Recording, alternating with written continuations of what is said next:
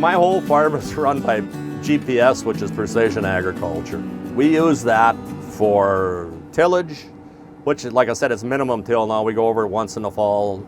On our wheat ground, our bean ground, we don't touch it until spring, just to save soil loss and moisture. And it seems like we can get out in the field a lot quicker if we don't work our fields on our bean ground. But anyways, we use it on tillage, we use it on spraying, we use it on seeding and fertilizing. Without it, I couldn't do all this stuff. It would cost us too much money. My whole farm is seed production. I raise seed for a seed company, and the rest is wheat. I've been using the GPS in the sprayer not that long, but I've had it on my tractors for right after it first come out. I'm applying a pre-merge. It's for broadleaf control, so you don't get resistance with whatever chemical you spray with next time. It's a different mode of action than what I normally use, which is Roundup in this case. These are Roundup Ready beans. These soybeans were planted last night. We just finished this particular piece about 8, 9 o'clock last night. This was our last field.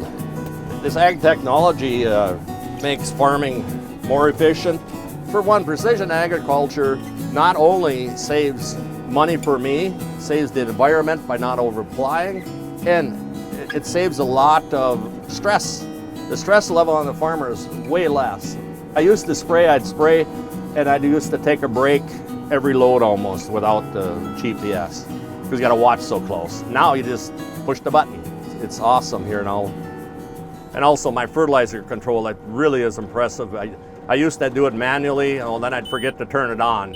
And with this GPS, that really helps, because I used to shut them off, or else I'd forget to shut them off, or forget to turn them on, and thank God it shows on the screen what's being done or what's been done already. I went with precision ag and minimum till or reduced till. I've cut my fuel consumption by at least a third. And that's one of these fields here. I worked very little last fall. Also, by using auto steer, we save by not overlapping on tillage. So that means we don't release carbon into the air. And I know, in fact, just on my own farm, that precision ag has increased productivity by at least 4%, and I'm sure it's a lot more in some areas. It has contributed to significantly increasing yields, because at times, if you over-apply wherever you over-applied, it goes flat and your yield is dropped way down. So if you put the right amount across the whole field, it's going to be a lot better. And it just amazes me how this stuff works. It just baffles me that you can set it, and it's well worth the money.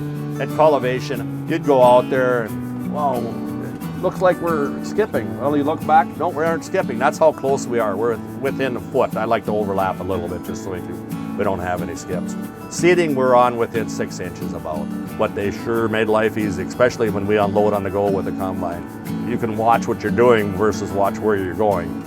To me, it pays for itself big time. I mean, I don't care what you're doing. Just the stress level in itself is well worth the money. The fertilizing and stuff, I mean, with the environmental issues that seem to be coming up all the time, it's just the way to go. How did farmers do it before GPS? That's a good question. Like I said, stress was a lot higher back then. You did it, you overlapped, you oversprayed, put more fertilizer down, you had row markers on the end of your row for planting wheat and corn. And cultivation, you never had a marker, you just overlap. Probably 3 to 4 feet all the time you're overlapping, where now it's just inches. Like when I was doing it manually, I was overlapping probably, well, I could tell where I drove last time. Oh, okay, it's about 40 feet. So I'm overlapping 20, 30 feet, 40 feet. And if you got the wrong chemical, you'll burn your crop. I've done it. It gets too hot for it. I've been using GPS since probably 20, 30 years ago. We put it in a combine, our harvester, and the wife just cried because she didn't want to use it. And now she's lost without it. In fact, one year we were by a highline pole, and that GPS, for some reason, it interferes with it. I was planting corn on one side and my brother was planting wheat on the other side. He calls me up, "What do I do?" He says, "I lost my GPS." I says, "Grab the steering wheel." And then on my round back, same thing happened to me. I lost my GPS, but I was planting corn, so you got to be straight. Well, I did pretty good for that few hundred feet, but it's nice to have. It's a lot easier. Life is a lot easier with the GPS running and everything. There's about 55 acres here, and we're going about 10.5 to 11 miles an hour, and it'll take me about half an hour. It'll take me a little longer on this piece because too many corners. A straightaway shot, we can do 120 acres an hour. And you have to go the same speed you've been going, or else you get a little skip on the ends. The wind level's pretty decent. For a while there, I sprayed early this morning. I was going about 5 o'clock, and I just looked before we started. It was about 10 miles an hour, so that's just about ideal, because I don't like no wind, because then it likes to drift, likes to pick up and go in the air. My sprayer is 120 feet wide, and it's got the auto height, so it keeps the right height all the way around. It's got the height sensing, and it keeps the height at the correct, unless you're going way too fast. It levels right out. My brother rode with me yesterday or the day before, and he says, I can't believe how level that thing stays, because it's just as sensitive that way. Just when it hits a certain height, she just goes up and down. This is my control of speed, and I can lift this boom, the left boom up, I can lift the right boom up. This turns the liquid on and off, and this is my auto steer, this button right here, the yellow one. See, now it'll keep on it. I don't have the RTK, which is a real-time kinetics, but it's plus or minus 2 inches. I mean, I don't have a problem. When the bell rings, that means I'm at the end of the row. Be ready to turn, or else you're gonna hit the ditch. I'm gonna watch here, I'm turning on the ends, so. See, these are shutting off again by themselves. It senses where you've already sprayed, and now she'll shut off here shortly. See, there she shut off. See, now she'll come on here shortly. There, restart it again. And see, that one's there, I already sprayed the outside row, so that stayed off for a little while, because that's already done. And that's where you're saving money. See, now she's shutting off each nozzle. When we come to where it sprays, each section keeps shutting off. See, if you look over here now, we're down to 3 sections spraying, because I've already sprayed the outside edge. And that's what's so nice about this, or else you're just guessing, and then you'd be over applying, of course. You can shut down them manually, or this is automatic. This automatically does it. So now it'll shut off here shortly, because we're coming to the end of the row, and it automatically does it. There, she shut off. And I like to shut it off, and it would stay off, because what I'm doing is marking my fields for the next time. It's a lot easier to spray the second pass. And see, it's telling you how close you're to the next row. That's why I like to shut it down when you make a corner and then back up and redo it, because it'll keep spraying, because it doesn't act quick enough when you make the corner. So I like to, when I make a corner, I'll spray up to it, back around the corner, and then spray the other way. All these switches here is each individual row. 72 nozzles on this whole sprayer. When we first started farming, I had a 40-foot or 50-foot sprayer, and I had a foam marker or paper marker, whatever worked out. And of course the foam would get blown and the paper would get blown, so you'd have skips and you'd have weed escapes, or you'd overlap. And then you'd come to the pie-shaped piece. Well, instead of leaving a skip, I'd overspray. So now with this new one, you come to where I already sprayed, it shuts down. You got each section will shut down. We were down to, when that last field, we were down to 1 section spraying. My sprayer is awesome. I would like to modify it so we could have each section versus each section go to individual nozzles or groups of smaller groups, but you almost have to buy a new sprayer. It's almost impossible to upgrade.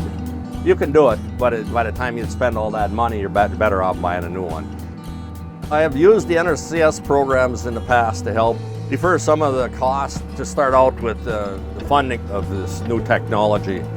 EQIP funding is what got me started first. They had programs there where you had to improve things to qualify for these programs.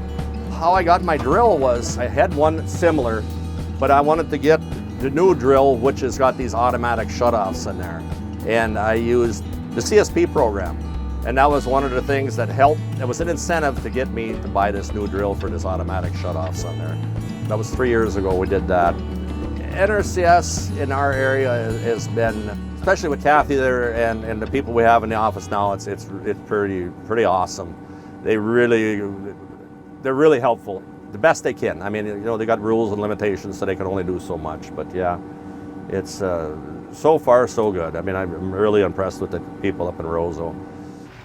So Jim, we've worked with you for quite a few years. You've had CSP, the Conservation Stewardship Program. What do you see as a big benefit of the precision ag? Is it money? Is it time? What is probably the biggest benefit you see? All of the above. Okay. I mean, it's stress that saves me. The stress. I was spraying and I was watching a boom, and you can see if everything's working right. Yep. It isn't so bad here on a sprayer because it's all on the screen. Well, like on a drill or something, or cultivators, the combine is where the stress level is so high because we unload on the go. Yep. So you got the GPS going. You don't have to watch unless you got something you're going to hit. Right. You're watching and making sure you're unloading. The auger, you're unloading right in the tank and everything. Yep. You aren't concentrating on where you're driving so much because the GPS is doing it for you. It's letting you know you're in a straight path. Right. The only time you're going to hear anything is when you're to the end of the field. Right. Or there's some obstacle, something like that. I've got some obstacles marked. Yep. So I had them marked up there so it would beep when I come up to that rock or that tree. And then tillage, we went out there, we set it up, and instead of overlapping 4 feet, yep, we were down to like 6-8 inches. Wow. So time-wise, it's figure it out. I mean, percentage-wise, if we had a 44-foot cultivator, we're saving 4 feet or 8 feet. It's 10-20%. That's a lot of money. Yeah, and time too. And time is the biggest thing. You couldn't farm without it. Exactly. I can't believe anybody can farm. In order to stay competitive and make money, you need to use technology. It's basically what you're saying. Yes, you have to have. I mean, you have to have it. But if you're going to make more money, that's what you have to have. I would have never bought that sprayer without CSP. The drill, the same deal. I wanted it, so then I bought the drill. Right. It didn't cover the cost, but it helped. It helped so that the part you had to pay for was affordable then. Yeah, it was what I could justify. If you had to do it all on your own, it probably would have been cost prohibitive. I couldn't have done it because the sprayer is... CSP was able to help you afford to set up your equipment. I mean, it didn't pay for it, but it helped. It helped. It helped. It covers about a third to 50%, but that's enough to make an incentive for me to buy it. And that's what we want with the programs is, you're doing a good job of conservation. Right. How can we bring it to the next level? Right. And how can we make it fit your operation? That's what our goal is. So when you look at using precision ag, how do you see how that ties into environmental awareness or your responsibility as a good conservation farmer? The environmental part is you're putting less fertilizer down if you have the automatic shut off and overlaps and stuff. You're using less fuel because you're not overlapping. You're using less chemical because it's better for the environment. You don't have the birds or whatever else. The drill, that shuts down before you pick it up, shuts it off so you don't have nothing on top. Good. Treated seed you don't want on top. That's not good for the birds. And you can probably program in setbacks. If you're along a ditch, you can set back so that you're all that in 30 feet away. Right. You do a lot of reduced tillage, minimum till. How does that play into things? Is it something you do because it's saving you time, money? Are you getting better yield? I've heard people say that if you're going to go no-till, you got to be in for the long haul, that it'll take 5 years before you really see the results. Would you say 3, maybe but 5 at least? It's something that isn't going to work just overnight. When I first started farming, I could never get a decent crop. The guys that farmed it before me never got a decent crop. I went to minimum till, or after soybeans, I do not work my fields. None of them. I call it recreational tillage. Right. You don't need to do it after soybeans. I mean, people think I'm nuts, but I'll match anybody's yields. But you need that cover to keep the ground from burning up. You've tried cover crop on different fields through CSP and EQIP on different fields too. And that really worked out good. It's just luck of the draw. I didn't get it seeded till mid-September because we were wet. And that was a fall that never froze till after deer season. The roots, they were about the size of a pencil, about that long on radishes. We did sugar beets, we did turnips, but the radishes were the key. Okay. I mean, the radishes, the roots went way down. The other ones had good roots, but they were big. They didn't go down even now. So that really worked out well. Like this year now, if we get it off in a timely fashion, I'll put whatever I can put in a cover crop. Good. I believe it works. I consider what Jim is doing out here a success story. And that's because he's been trying different practices, some that we promote through our agency, minimum till, no-till, soil health, and he's putting them into practice. And he's doing it in a very tough climate where in a county that borders Canada, so our growing season is very short. We don't have a lot of room for mistakes. We have to be able to make things work the first time around here, and he's showing that it is successful, that there is the opportunity and the potential. Again, he chooses which fields it'll work on or not. Sandy soils, definitely. A heavier soil, he might say no, it's too cold and too wet, and a lot of these practices will work. And he does it small scale before he brings it to the whole acreage. When we did CSP, we did a number of different practices, both on ag land and on pasture land. He checked some of the stuff out before he got back to us, and he said, that'll work for me, let's go with this, let's try this. And he always comes back with information. How did it work? And he will let us know what worked, what didn't work, and maybe how we can make things work better, or maybe certain cautions we should have before using it for other people. EQIP is one of our basic programs, Environmental Quality Incentive Program. If we have compaction issues, what can we do to address compaction? Can we use a cover crop? It's a low-cost method to address compaction issues in the field. So we use a cover crop that includes deep-rooted crops like radish, turnip, that type of thing, to break up the compaction deep down. Do they have other problems out there? Do they have water quality issues? Maybe they're grazing their livestock near a stream or a lake. Can we provide some assistance, financial assistance, to fence the lake out so that they're not watering in the lake? That's a water quality issue. Usually if you have resource problems, we address those through EQIP. Once you've addressed the resource problems on your operation, the Conservation Stewardship Program is where we can work with you to provide a financial benefit for the good job of conservation you're already doing out there. In order to get those payments, though, the government says, bring it up one level. Do something additional out there. We've had quite a few people who have put in large acreages of pollinator habitat and monarch habitat. Part of it's a financial incentive. Part of it is to square up fields with the larger equipment. It doesn't make sense, or it's nearly impossible to get into some of the little nooks and crannies, so they can provide a conservation benefit and it still fits their operation. We always recommend people contact NRCS. If you have questions on things or you just want information, we are there to provide technical assistance as well as potentially through our program some financial assistance. So we will work with them to figure out what works best on their land. Everybody's operation is unique.